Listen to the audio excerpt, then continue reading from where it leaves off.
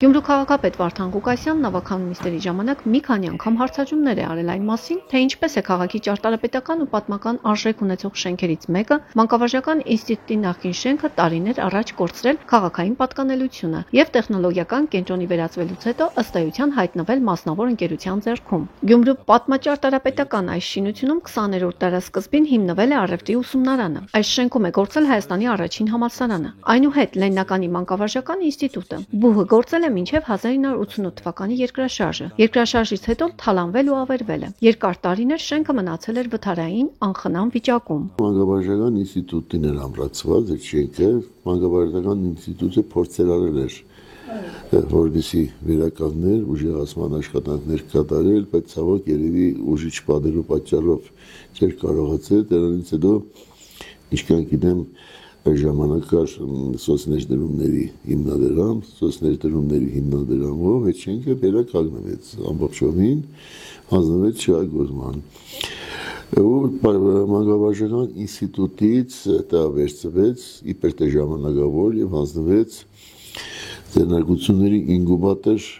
այդ հիմնադրամին։ Քաղաքի գլխավոր ճարտարապետ Հենրիկ Գասպարյանի տեղեկացմամբ շենքը ձեռնարկությունների ինկուբատոր հիմնադրամին հանձնելուց հետո այնտեղ տեղավորվեց տեխնոպարկը, ժամանակավորապես, որովհետև Գյումրիում մեծ տեխնոքաղաք կառուցելու ծրագիր կար, բայց այդ ծրագիրն այդպես էլ կյանքի չկոչվեց, մնաց թղթի վրա։ Տեխնոպարկն էլ այս շենքից չտեղափոխվեց։ Տեխնոպարկի շենքում այժմ տարբեր կազմակերպություններ են վարձակալական հիմունքներով սենյակներ զբաղեցրել, գրասենյակներ հիմնել ու փաստացի շենքը վերածվել է վարձակալական մեծ տարածքի։ Մինչդեռ այն պետք է ծառայեր իր իսկական նպատակին։ Ինքը ստացել է դա անհանդույց օգտագործման, ինքը տարածքները տվել է ենթավարձակալության տարբեր սուբյեկտների։ Ինչպես է ստացվել, որ քաղաքապատկան ճարտարապետական զարդերից մեկը քաղաքի նախկին ղեկավարների հանցավոր լռությամբ խլվել է քաղաքից։ Դա տեղի է ունեցել 2014 թվականին։ Կառավարության որոշմամբ շենքը շահագործման հանձնվելուց հետո տրամադրվել է ձեռնարկությունների ինկուբատոր հիմնադրամին։ Որոշման հիմնավորումը ո՞րն է եղել, ես չեմ կարող պատասխանել։ Ես այն կարծիքին եմ, որ քաղաքի տարածքում եղած շենքեր են, ամանավանդ պատմամշակութային արժեք ունեցող շենքերը պետք է քաղաքին տրվեին, քաղաքը պետք է դա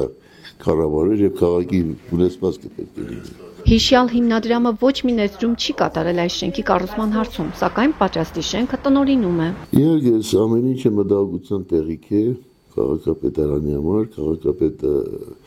շատ մտահոգ է շենքի ճակատագրով, որովհետեւ դա այսպես նշեցի մեր քաղաքի աշկերտող շենքերից մեկն է եւ սկսվել է որոշակի ընթացակարգեր, որովհետեւ պատճառները իվ այդ հայտնվի, թե ինչպես է անցել այդ ինկուբատորների, ձեռնարկությունների ինկուբատոր